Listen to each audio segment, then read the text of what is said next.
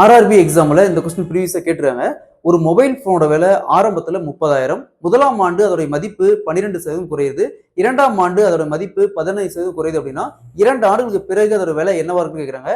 So பெர்சன்டேஜ்ல இந்த model some கேட்டாங்களா எப்படி குயிக்கா சால்வ் பண்ணலாம்ன்றத பார்க்கலாம். கொஸ்டின்ல ஒரு மொபைல் ஃபோனோட விலை ஆரம்பத்துல 30,000. முதலாம் ஆண்டு அதோட மதிப்பு 12% குறையுது. 2ஆம் ஆண்டு அதோட மதிப்பு 15% குறையுது. அப்ப 2 ஆண்டுகளுக்கு பிறகு அது மதிப்பு என்னவா இருக்குன்னு கேக்குறாங்க. பெர்சன்டேஜ்ல இந்த மாடல் சம் கேட்டாங்களாம் சரி, இல்ல இதுலயே முதலாம் ஆண்டு அதிகரிக்கிறது, 2ஆம் ஆண்டு அதிகரிக்கிறது இந்த மாதிரி கேட்டாலும் சரி ஒரே கான்செப்ட் தான். எப்பவுமே பெர்சன்டேஜ்னு ஒரு கான்செப்ட் வந்துச்சுனாவே பேசிக்கா நீங்க 100% வச்சுக்கோங்க. சரிங்களா? அடுத்தது இங்க என்ன வேற கொடுத்துருக்காங்க ஆரம்பத்துல 30,000 அப்படி ரேட் பண்ணிக்காங்க. 30,000 பெருக்கல். நெக்ஸ்ட் முதலாம் ஆண்டு 12% குறையுது அப்படிங்கிறாங்க. சோ நம்ம பேஸா 100 வச்சுக்கிறோம். இதுல குறையுதுன்னு சொன்னா மைனஸ் பண்ணிக்கணும் 100ல. அதிகரிக்குன்னு சொன்னா கூட்டிக்கணும். சோ இங்க வந்து குறையுது. அப்ப 100ல 12 போச்சுன்னா மீதி என்ன வரும்?